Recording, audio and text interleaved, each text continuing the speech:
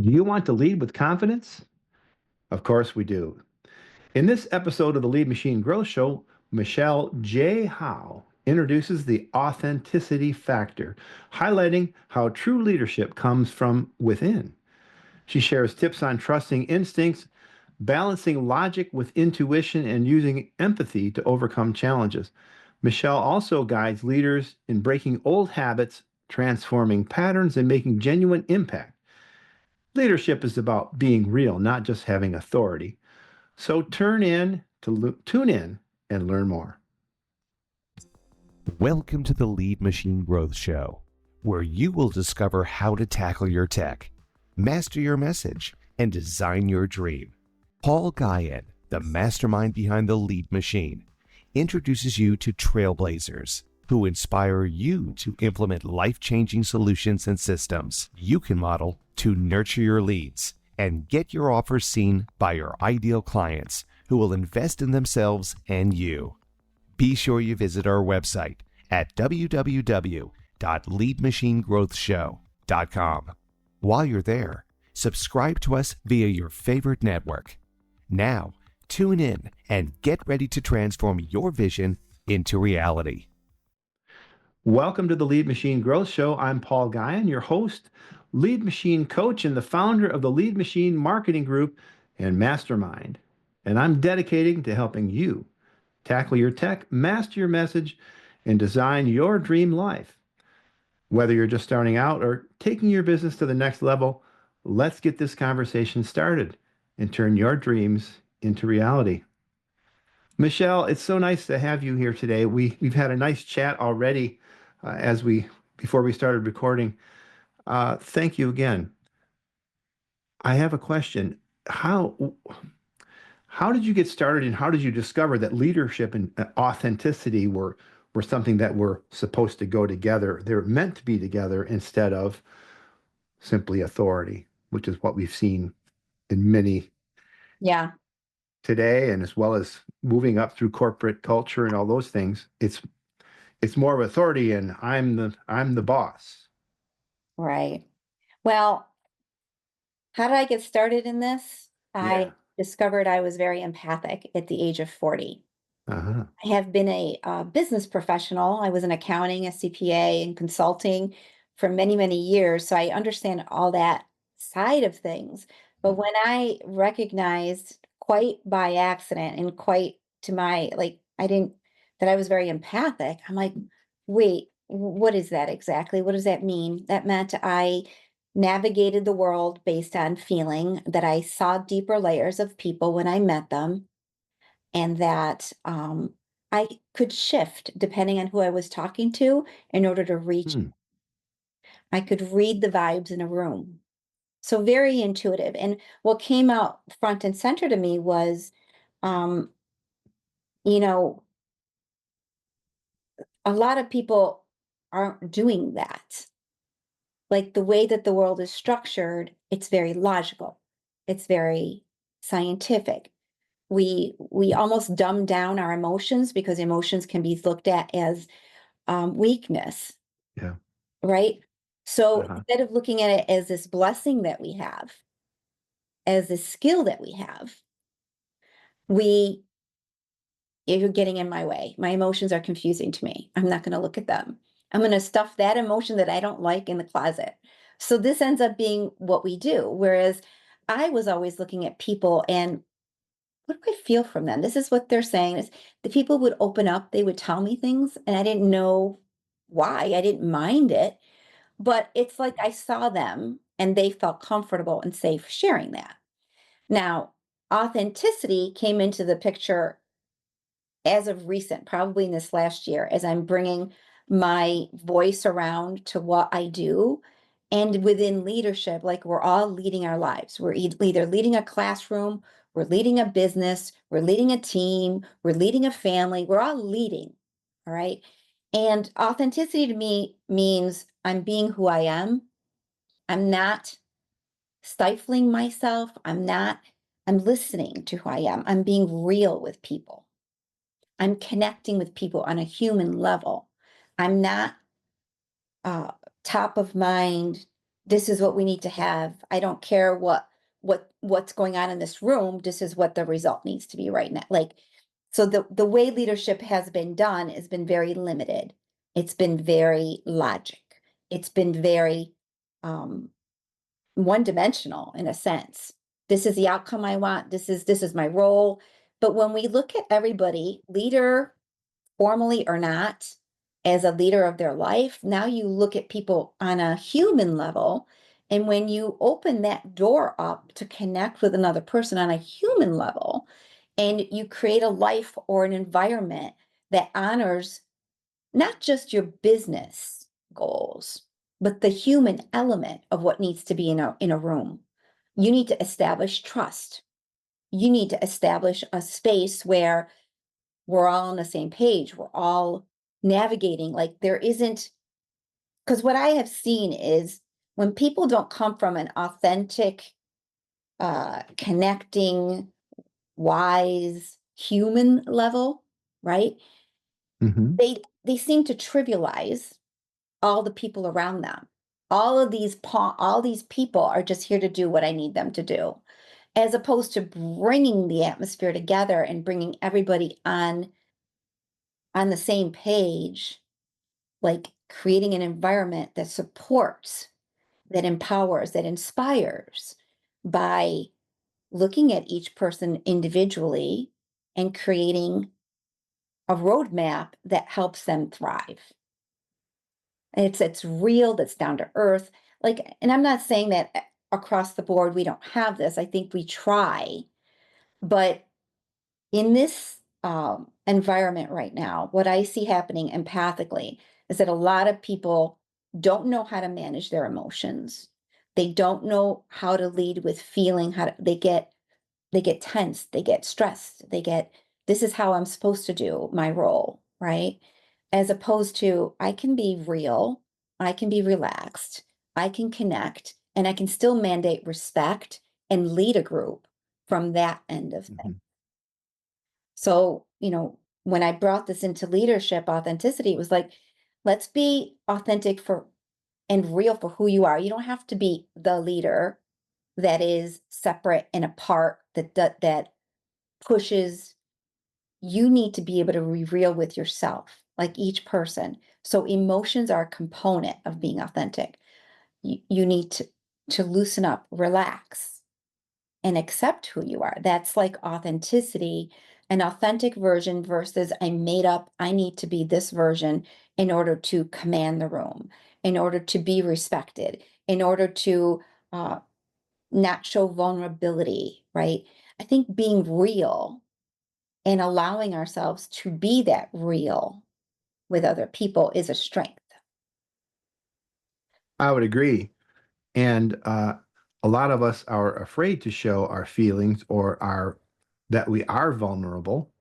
Uh, and I think one of the reasons is that many leaders feel the pressure to conform to expectations, especially in corporate or our audiences are usually solo entrepreneurs or small business owners, may not have that structure of a corporation, but some of my clients are in the corporate world as well, and the results are important, and sometimes they're pressured. So how do you think that we can uh, deal with that and still be real, but yet get the results that we need to get? Okay. So from my vantage point, yes, the results are important, but it's not a push to get those results. It's an unfolding. Yes, there's actions we put in place. There's systems we put in place. But when it becomes to, I don't say doggy dog, when it becomes to boom, boom, boom, boom, boom, like the way you're conducting it, it's like going on vacation. Think about it going on vacation. Or when everything needed to happen, everything is scheduled out and you're rushing from one thing to the other, to the other, to the other, right? If you take a more relaxed approach to your goals, to your results, and you see it as a natural unfolding and as a playful experience, now you've got a different lens at which you're judging and you're expecting things to go. Like if we have fun, if we play with our goals, and if we don't take it too seriously, what could be accomplished without that push, get that done. No, did that get the result it needed? Did this, like, when you even think about that scenario, it's very like, it's nerve-wracking, it's tense. Did we get the results that we wanted? Is this working for us? Certainly anything that we do in our life, we want to see something positive happen. But sometimes we don't even know that it's not going to work. You don't know if it's going to work or not work. Um, Right. One of the marketing guys I've worked with, he goes, Michelle, all marketing is an experiment. You do not know till it's in place whether it's going to work or not. So, Right. we can all look for the right answer and the right result. And certainly we're going to invest in something we think is was going to give us a good result. But at the end of the day, it it's benefits us to take ourselves less seriously than more seriously. Right. Yeah. You said play with your goals. And so I like the idea of that because, and especially the experiment. I'm of the mindset that the way I implement, I have a IT background. So when I implement something, and I also have a marketing background, uh, a lot of times I'll get to the minimum viable product or version of something that I think will work and get that working and then expand from there.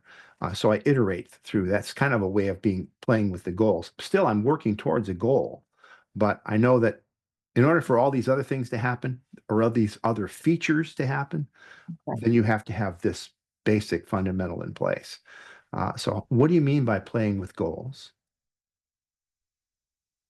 Hmm. I guess I would say,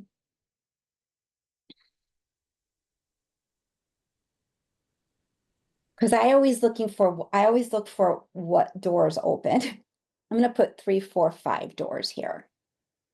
I'm not going to just say, hey, I'm going that direction and that's all I'm doing. And that door needs to open for me.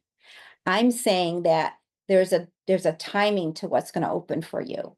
And there's a landing that like you're almost creating the base of your success and your goals. If your goal is not attainable, it's not somewhat realistic, somewhat flexible, you could achieve more than your goal. Like you could be under under what's the word?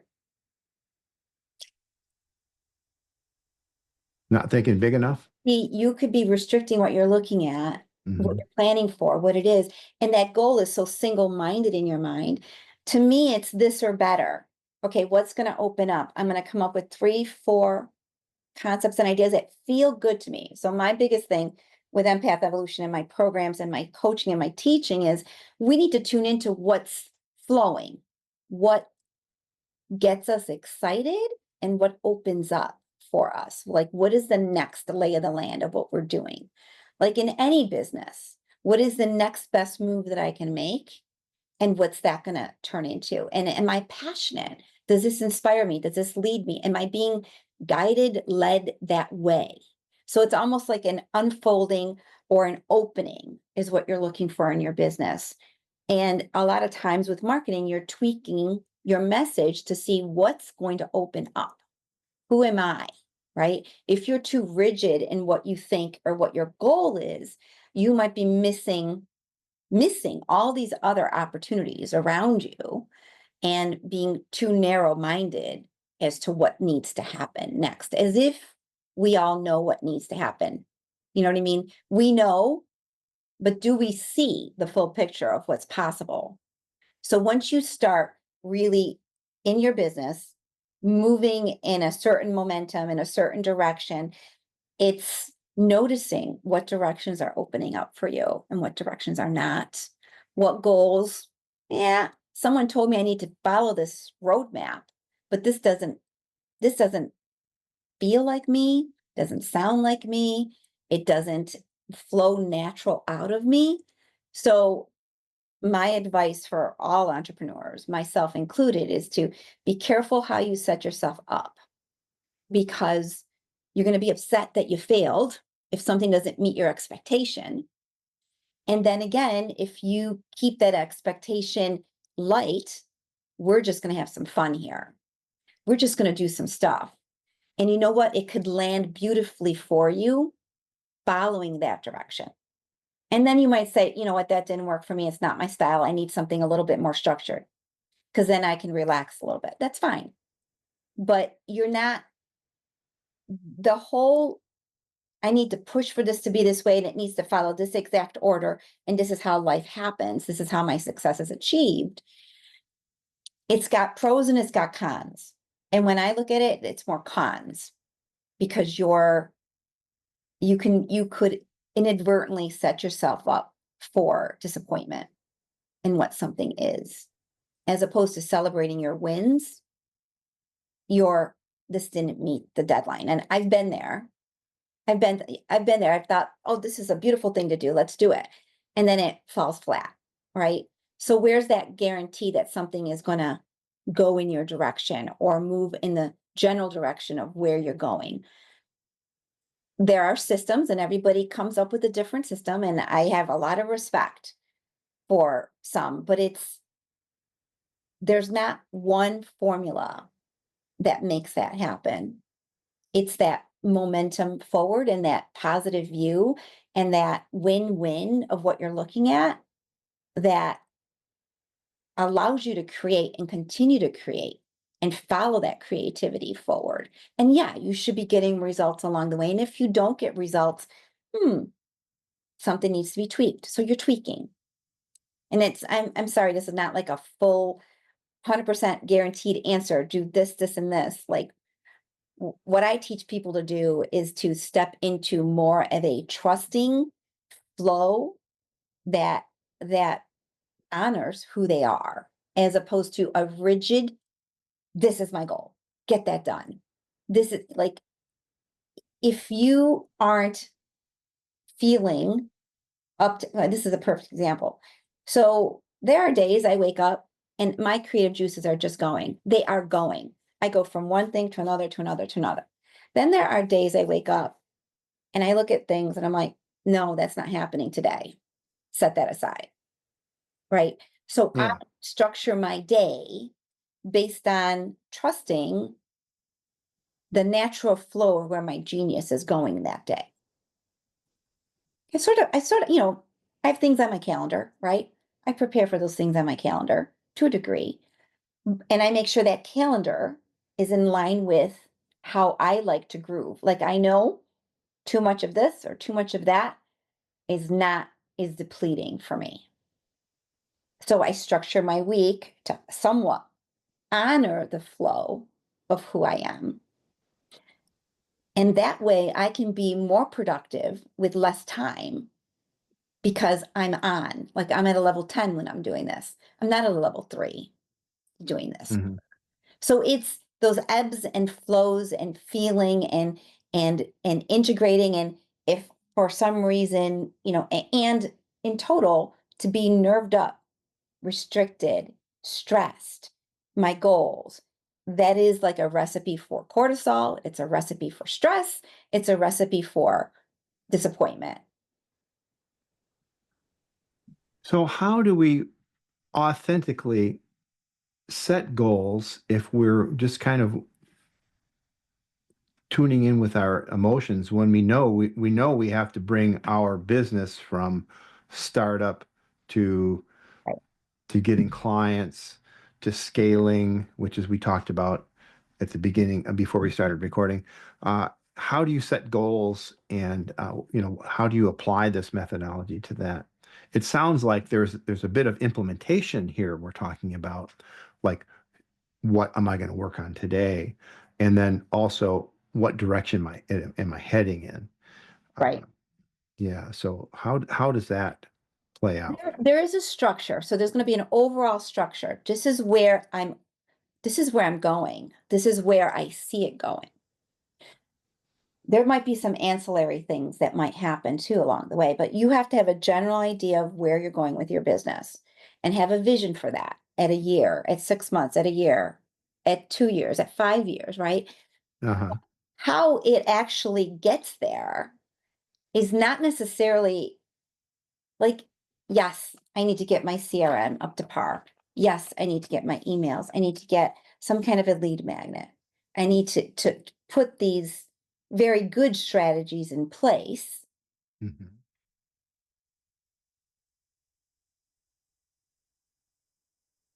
Follow that. Like, I'm not saying no to strategies. I'm saying, yes, you need some strategies, but I'm saying go, don't go so intense about what is going to be the absolute way you're going to do it. Like, look at it more casually, more relaxed. It's just it's a way that we set ourselves into the day. It's a way that we're like almost looking at our goals, and it's, yes, we're going to achieve those goals. Of course it's going to happen. This is how we're going to do it. 1, 2, 3. And we're going to relax with that. And we're going to make sure that that 1, 2, 3 we have in place honors all of who you are. Like, you have to almost have, when I say all of who you are, I mean, you're not setting yourself up to fail by putting too many things into an implementation at one time. You're understanding that you need to put some things in place, and you will, and you're leaving some room there because there's always going to be growth pains. There's always going to be places where it's not just going to turn for you. It's not just going to work for you. Like, there's going to be things that go wrong along the way that need to be re-looked at, retweaked. Oh, I thought I had this brand all together. Oh, I have to go back. Oh, I thought I had this masterclass working and it should be doing X, Y, and Z. And guess what? It's not doing that. So that whole, we think that we do X and we get Y, sometimes it works and sometimes it doesn't work. Right? So Right. it's just knowing that, so we're not upset. So we're not setting ourselves up for, it's that realistic way of proceeding through life, because work is work, but then you have personal, then you have relational, and all of it needs to work for you, not just one or the other. And you can say, hey, you know what? I've got this stuff to do for work, and it's so important that my social's got to go on pause. Right, I'll do bare minimum social stuff because I've got this priority thing going on here. And that's okay because you've given yourself permission to do that. A beginning and an end. But when I see people that are so hyper focused on what they're doing that their life on the back end falls apart, Yeah. like, You see that often with solo entrepreneurs. yeah. Yeah. Their marriages, if they have one, or their partnerships, their relationships, their children, all those things suffer while you're trying to do this thing, especially if you're bootstrapping and starting with a new enterprise, a new thing. Yeah. Well, and the thing is this, I totally I get that, the entrepreneur, the visionary, we're trying to create a business. It needs to be a viable business. It needs to be growing. It needs to generate a certain amount of revenue. It has expenses to be like, okay, are you putting yourself in the hot boiling water? Like, just beware of how much you're boiling things up. Like, for yourself, you want to set yourself up for success by taking those sometimes a little bit bigger than baby steps, but not everything is in this pile over here. Everything is on the line for this. You just want to go, and there's points where you're going to have to go a little bit more risky, a little bit more invested in it, but you just don't want it to overwhelm you. I mean, that's what I can say from doing this myself, and from, you need to generate a certain amount of money. And guess what? When you go into your own business, sometimes that money doesn't come right away. It takes time to start to ramp up to what that is. And Yeah. anytime you're a solo entrepreneur, you're also learning every single position from, I used to be an accountant, a consultant, right? CPA. you're an entrepreneur now. Not only do I need to do my own accounting, not a big deal. My financial planning, not a big deal. My business plan, not a big deal. Oh, that's right. I need to talk to people. I need to make partnerships. I need to Sales. I need to sell, right? If I have Mhm. something, or at least promote it. I need to I need to manage people. So you end up needing to learn skills that you didn't originally come to the table with. They may not even be your highest skill. So then surrounding yourselves with somebody who can fill in the gaps of what you cannot do yourself, or what you don't have time to do because you're dedicated in this specific area. So I don't know. I have, humble respect for anybody who is an entrepreneur, because I know the journey, but it is a beautiful thing if you can set yourself up for success with it and enjoy each step of it, discover through each step of it instead of being frustrated by each step of it because you want something, you want it quicker, you want it faster, you want it better than what it was before. Like, because all of it takes time, right? Yeah. Yeah. So how do you recognize when you need to start building a team so that you can focus on your brilliance and passion? And we were talking earlier about, the socials. Some of these things can't take a back burner, but they don't have to demand your attention. So that's when you want to look at bringing in a team. So how does authenticity and your leadership, uh, how do you choose a team that works well with you? Well, the most important thing is to know who you are, is Hmm. to know what you need from someone. Um, some of us are And really, who you aren't and who too. you aren't, yes. Yeah. Because, and I don't know that, like, that to me has come from just observation of different, I don't say personalities, but different, like my ideal person, self-motivated. You have the knowledge, you don't know something, go figure it out. Like, I don't want to be teaching you how to do something. I can show you some things, but I respect and I need someone who's more independent. And there are some people that I've worked with, a couple of them, they need feedback, they need delegation, they want you, and I'm like, oh my gosh, like, this is okay, but it's not ideal for me. And I don't want to be needing to raise you up, compliment you. You did a good job here, you did a good job there, right? But Hmm. it's a nice thing to do. But for me, it's because my time is so limited to begin with. I need someone just as strong and independent and confident as I am. And when they need help, they might ask me for it. And other times, you know, in my opinion, you want to surround yourself with people who know their art better than you know your art, so that you can rely on them to be a source of guidance to you. And I can probably say without fail, most entrepreneurs are pretty accomplished already on their own. They know how to do a lot of things, but Hmm. in doing all those things, they're going to burn out because there's so many things, Yeah. right? So picking the right people, I don't have the perfect answer for that. I just know you're gonna make a list of what you're gonna make, where do I need to be? And everything else either falls, you let it calm down around you, and maybe it's not so important. It's not gonna happen now. How do you know when you need to grow that? When you feel you're so busy with your things and revenue's coming in, somebody else has to do these other things. Now Right. you can afford to do that.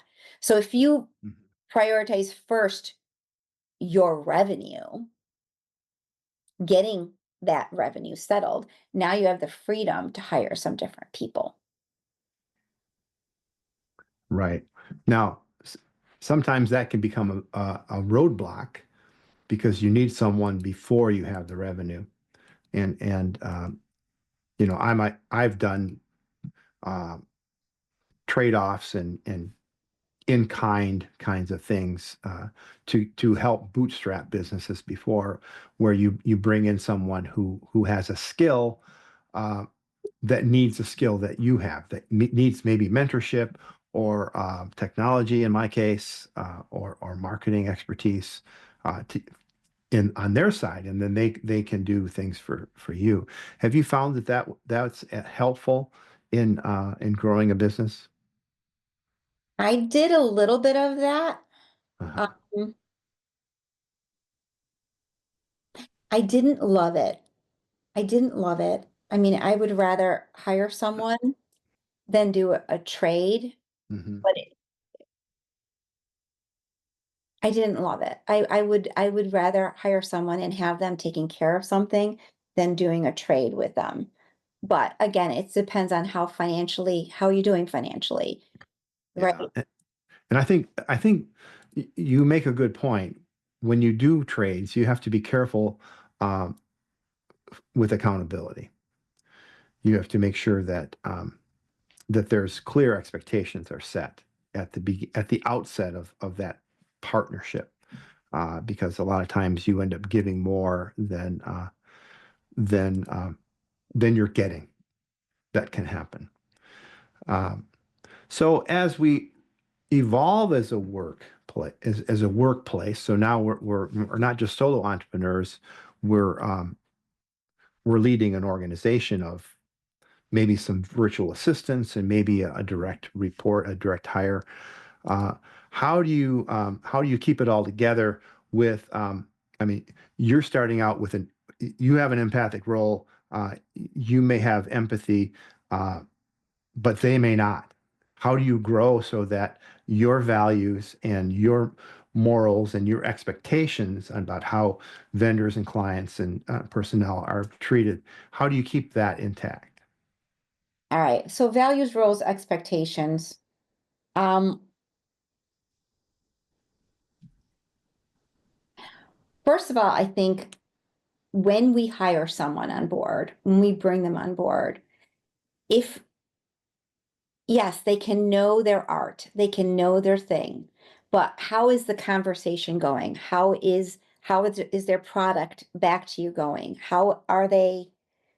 Do they believe in what you're doing? Like, do they need to believe in what you're doing? Maybe not, right? So I don't really expect the people that are around me to aspire to how I do things, Mhm. but I'd like to be able to connect with them. I'd like to be able it's a relationship. So why would I have a relationship in my business that I didn't feel more than comfortable communicating back and forth? The communication has to be really easy and simple. What's getting done, what's not, how's this going? Like it's almost got to match who you are. So I think that someone who is not someone who's not on the same page as me, um, who I can't connect with, can't be someone that's helping me because if I can't connect with them, they're not honest with me. Mhm. I don't really know that I can trust them. So there has to be, and here comes the whole empathy piece. We need to be able to connect with people. They need to understand us. We need to understand them. We come to a place where it's a natural, normal, I'm not being a jerk to you. You're not being a jerk to me. Let's write these on a piece of paper. We are we're both almost at the same level of understanding of how we do work. And if you're having problems with them and they're not receptive or they're not responsive, they're not a good fit. It's like a marriage. You cannot be with someone who um doesn't fit. Like, okay, I married my husband, right? Complete 360 for me, like completely different. Mhm. It works. So you don't necessarily need someone exactly like you, but when you're doing work together, if you can't communicate well with someone, if you feel tense or you feel like this isn't, I start and I stop, I have to have a conversation with you about how this is going to go. Like that's too much tension between you. It Mhm. has to be a free flow. That's how you know this is the person to hire because there's a respect between you. There's not an abrupt, this is what it is, this is how I'm doing it. Like you really want to watch those people that are that bottom line, bottom line, bottom line. Like, I don't want to work with someone like that. I'm not sure if that's what anybody wants to work with, right? You want to work with somebody that there's give and take. Like one of the girls that worked with me the longest, before she ever said yes to working with me, she probably spent 2 or 3 hours just making sure that she understood what I did enough that she could support me. And she showed me what she could do. So in that sense, there's a more relaxed vibe. There's a more, you know me.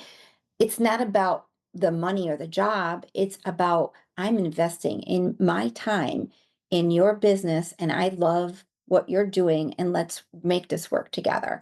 It becomes Yeah. collaborative. It's not, well, I gave you one revision. You have one revision to do for this amount of, like, I get why people say that. I get we need some certain parameters, but also if somebody is that nitpicky, that's not who you want, right? So it's an attraction or a repel. So you have to watch that. It's a dance with somebody else. Like when you go to I don't know, you were in high school or you were in middle school, you go to a dance. I did go to high school. Okay, good. So Yeah. you go to high school, there's a dance and the guys kind of, who do you pick? How are you picking who you're going to ask to dance? If you're going to ask anybody to dance, like you're kind of looking at all these girls or guys, whatever it is, all these individuals you could pick, and there's somebody that speaks to you. Oh, I'm going to go talk to her. Now, mind you, that was all subtle, vibrational, you tuning into who that person is. I'm going to ask her. And that's an open door for you. And it usually works out, right? When you trust that. Mhm. Whereas opposed, you're in a room and you looked at I'm like, absolutely not going over there. And I'm absolutely not going over there. Right? That's you reading the energy of the other person. And it's an intuitive hit, but it's also I'm attracted to that. I'm guided that way. That's magnetic. There's something there. I'm going to go that way. And that's how we should be approaching. I know it's not logical. How we could be approaching when we meet, when we introduce, when we're introduced to someone who could help us with our business, when we're introduced to a friend. How do we know this is a friend that a friendship we really want to harness?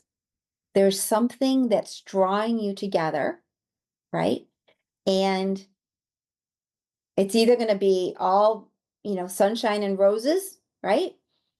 Or it's going to seem that way and then it's going to turn sour in some point, right? So this is the happenings of life. We do this across the board, whether it's work or home. We're always like bringing things into our orbit. Either they work for us or they don't.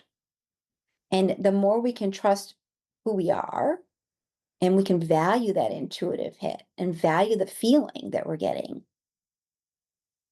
and acknowledge it. Now we can do a win-win with someone else, right? It's a feeling that you get. Love. You stay with someone because you technically love them, right? Maybe they're not the easiest person always to get along with, right? But Yeah. I love them, even beyond all of this other muck that's on them, right? So as long as that feeling stays there, it's almost like you can look past all the stuff because it's their stuff. It's part of who they are, right? I can look past this. I still got that feeling for you. And you make those times, I don't care if it's you touch your husband's hand or you touch your wife's hand, you put your arms around them, you just give them a look. There's the spark. That's what keeps you together, right? So it's Yeah. not anything you said, it's not that anything that you are per se, it's what's between you. So in business, anybody that's working with me, I have to have like I always do. I always know them. I know more. I don't know everything. I don't always want to know everything. Sometimes that comes up, right? But I have to have this, they get me and I get them to a certain degree. It's not, transactional. It's not, this is my hours. I have a relationship with you. So for me, that's it. For somebody else, they might be like, I don't need to have any relationships with these people in my life, right? But then I think that leads to, and mind you, you can't have, if you have 10, 15 people working for you, you can't know everything, but you should be able to know something about them. You should be able to have a conversation with them without, oh, he's the boss, I can't have a conversation with them. Like they should know you, so you bring you to the table. And why would you want to work with somebody that you could work with anybody? Why would you want to work with somebody that you really don't get a good vibe from, or you really feel like, this is really delicate. I can't, you want to be yourself. So for me, it's one of my things. I want to see who's helping me. I need to know who you are. I need to like who you are. Not everything. I don't need to know people's everything. But when I talk to you, I can talk to you freely without having to censor myself. So Yeah, that reminds me of strong. If you have deep connections with others, you still need to have boundaries, yeah, especially when you're the leader, because you're responsible for them. Not only are you responsible for them and their performance, you're responsible for the performance and the success of your business. Otherwise, why are you in business? Uh, so how do you establish and to maintain those boundaries? carefully. Maintaining those boundaries is carefully being to the point on certain things.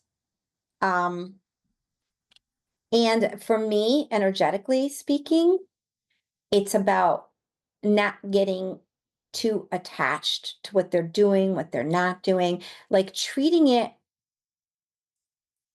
the relationship a little bit transactional, right?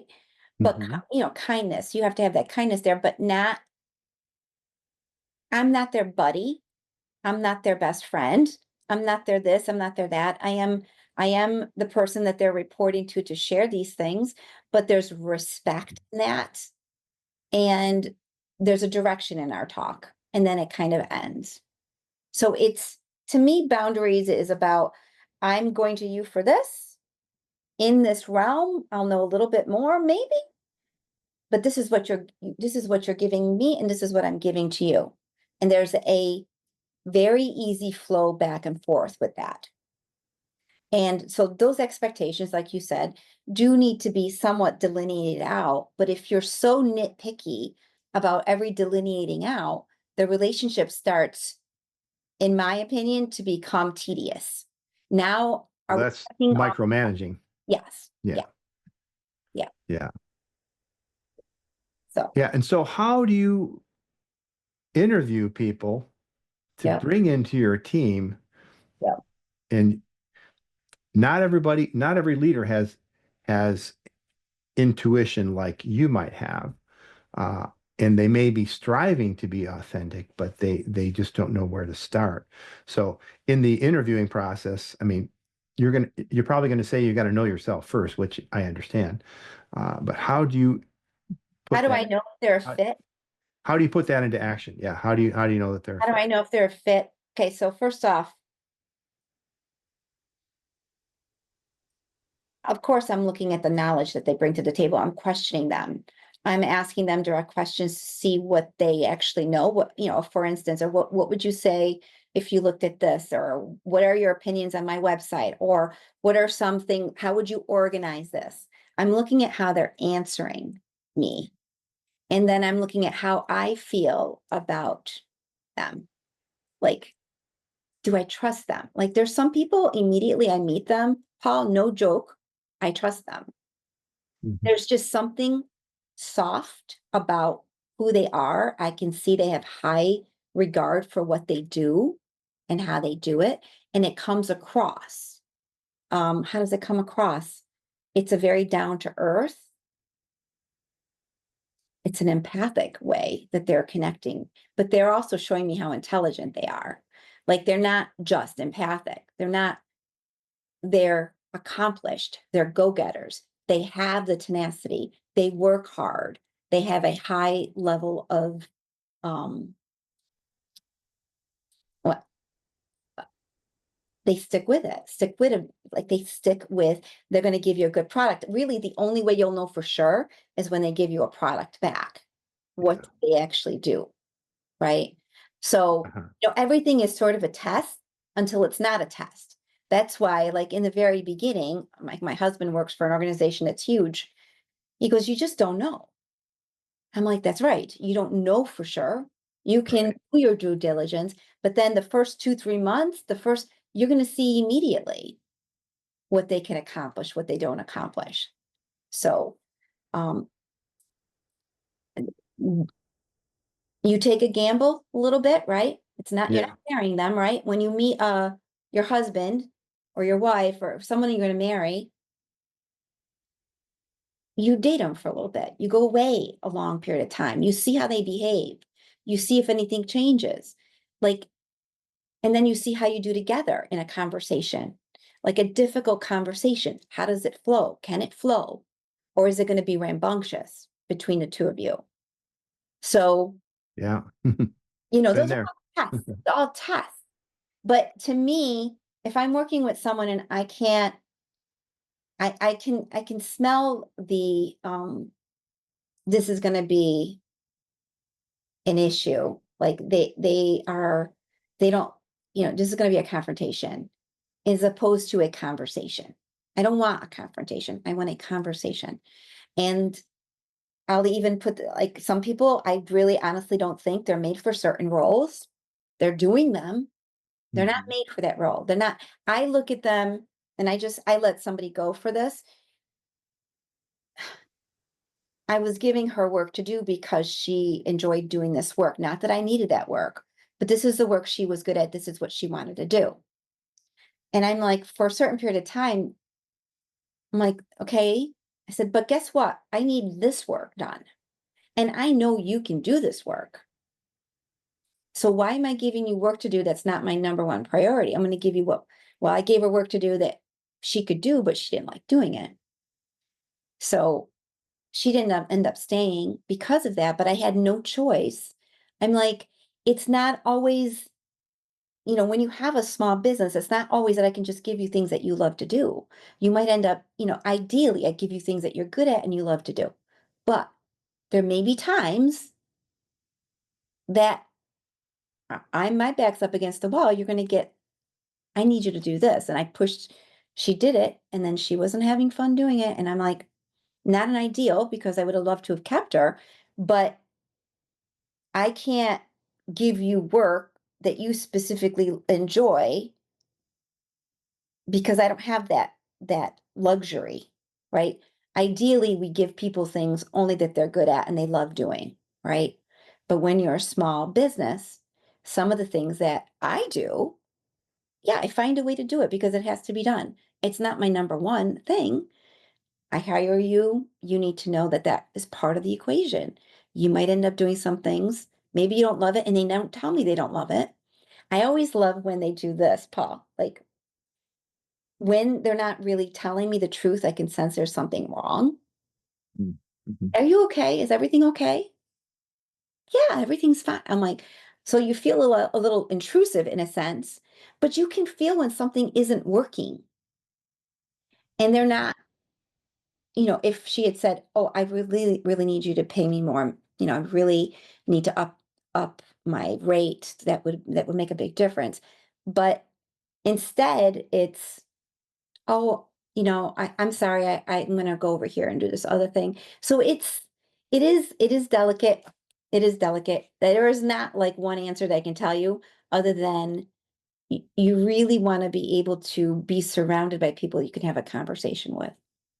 You don't want to be adversarial. You don't want to be authoritative. I mean, that doesn't become any of us. And if you're going to have to get results by having to be that way, first of all, it's disrespectful to the other person. It's not who you want to be. So when I look at businesses, I'm like, okay, not just the leaders or the managers, but every person there is responsible for how they show up. Let's up level what we want from our people. How do you talk to one another? And especially like if you have a leader who sets the tone and it's a negative tone, or it's a heavy tone, or it's a confrontational tone, it intimidates all the people below them. And then Yeah, it does. everything shuts down. So for the leaders primarily, and then everybody else, we need to learn how to navigate emotions, connection, being more fully present in ourselves, being powerful, and but while also being respectful of the people around us and the roles that we are doing. Like we need to love what we're doing. Why be in a job if you're not loving what you're doing? Oh, yes, I need the money. No, do something that you love, that you've bought into, that you see the value of what you're doing. Now you'll feel differently at work. So I don't know. I said a lot of different things. Sorry. I just go on. But yeah. Well, that's okay. It's delightful talking to you. Uh, I really appreciate you coming today.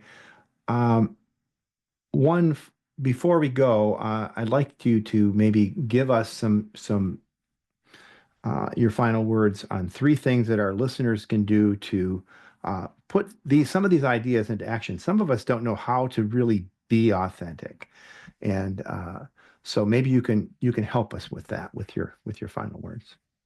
All right. Well, top thing is in order to, a lot of us are stuck in our heads. Hmm. There's a lot of stuff going on in our heads, right? So a top thing would be for you to take notice of a brain that's thinking too much, like to slow down or shut down or speak aloud what you think so that you can almost like ground yourself into what you're thinking, calm yourself down by what you're thinking. You don't want life to go so fast. You don't, so when your brain's going too fast, everything's going too fast, your breath is shallow, like you want to be able to really um the practice of centering yourself. Okay, center Breath, yourself. center yourself. Okay. Hmm. Number two, have a reason, something that gets you excited about why your life is so amazing. Why is every day so amazing? Hmm. The wonder of things being amazing. Guess what I discovered today? That was amazing.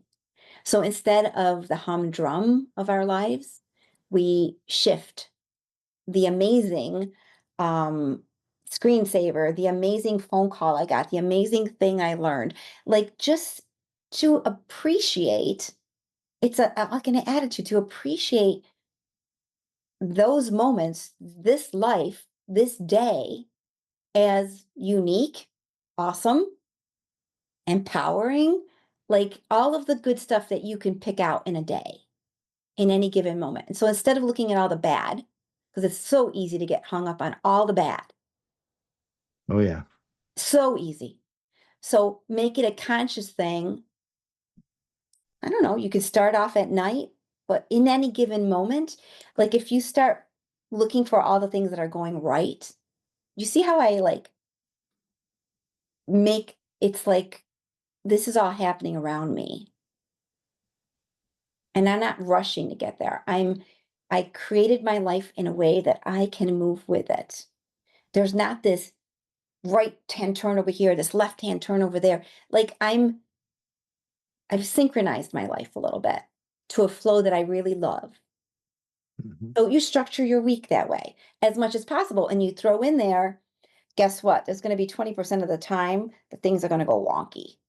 And that I'm going to know is going to happen. And I've planned it all out because that's how it's going to go. Because as good as what I am, 20% of the time, things are not going to go according to that schedule.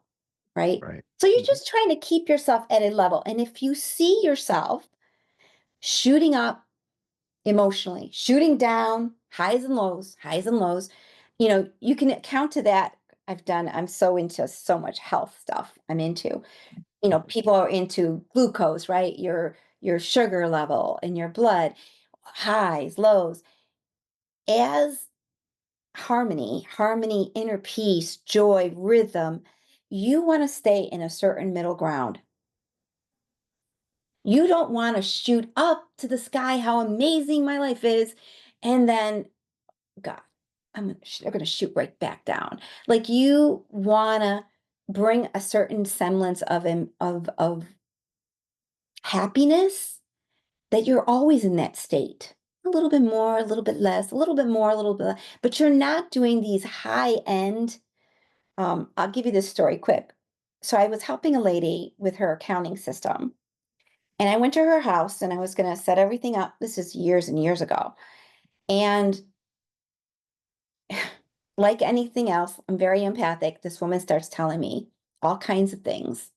And I start giving her all kinds of information on how to simplify. I could see the whole system, what needed to happen, right?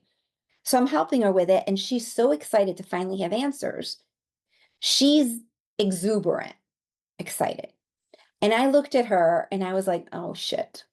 Like, I don't like when I see people that happy because I know that the bottom is going to fall down. Like here I am helping everything, showing her she's super excited, super excited. Can she hold this? Can she continue this? Does she fully understand this? No, not yet. She's just so excited about what this is. And I'm like, oh, no, her emotional state's going to go down as soon as she sees that. So it's too too much of an up and down. The moods are too drastically up and down. That to me is like a little bit of a dysregulation of who she is. And this external one thing could make her so excited. But then just as quickly as that, this external bad thing could make her depressed. So I'm like, we need to build her. She needs to be built up to have more of a soft landing into who Yeah. she is. So She needs to be confident in the system that she's got. Yeah. she needs to know how to run the system before she gets all excited. Like I think sometimes we get ahead of ourselves. Like someone shows us something and oh, it's so easy. Da, da, da, da, da. Well, try to do it. And you'll see that none of us have mastered anything without stumbling along the way. Like we don't get to mastery without stumbling. Right. Even if someone shows us and oh, it's so easy. Well, guess what? The only way you're going to learn to do it is doing it and not knowing. Like you think it's when someone shows you, you think it's easy until you go to do it. And then you're like, mm, mm. So yeah. Anyway, those are I don't know if they were three things or more. Well, I think it was calm yourself, Yep. be centered. Yep. And then you said what was amazing. I think of gratitude. I always am thankful for even the things that go wrong. I'm thankful for them because I'm learning from them. And you also throughout you mentioned energy, and managing your energy I think is important. Is like in your story, that woman didn't know how to manage her energy, but maybe she needed a mentor. Uh, and some more mentoring. Obviously, you knew that you're going to need some more work with her beyond just setting this thing up. She's going to need some hand holding, which sometimes the engagement that you engage in it doesn't include that. So you might have to do some selling to get through that. But you also, we talked about this earlier too, how people can connect with you, and you have a gift and some training and things like that. Can you tell us about that? Well, they can connect with me by email, Michelle with two L's at empathevolution.com. Mhm. Check out my website, empathevolution.com. I have a quiz on there. You can become a subscriber. You'll get a replay of one of my teachings on being an empath. I also have a free gift called Feelings, Truth, and Loving Your Life that Paul has put on his website. And what is that? Yeah, it's www.leadmachinegrowthshow.com www.leadmachinegrowthshow.com/loving-life-gift.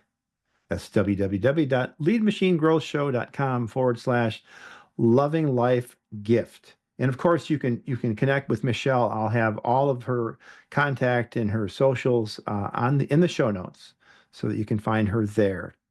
So thank you so much, Michelle. Michelle J. Michelle J. Michelle J. Howe. Thank you so much. It's so nice to meet you, and talking about authenticity and intuition and energy, and it's been a pleasure. Thank you so much. Thank you. And remember, faith and action go hand in hand. So keep the pedal until the next time. Pedal to the metal until next time. On the Lead Machine Growth Show, I'm Paul Guyan and Michelle J. Howe. Thank you so much. Bye, everyone. Thank you for tuning in to the Lead Machine Growth Show with Paul Guyan, where we show you how to tackle your tech, master your message, and design your dream so that you can transform your vision into reality. Remember to visit our website at www.leadmachinegrowthshow.com and enjoy even more great episodes like this one. Again, while you're here, subscribe to us via your favorite network. We look forward to seeing you next time on the Lead Machine Growth Show.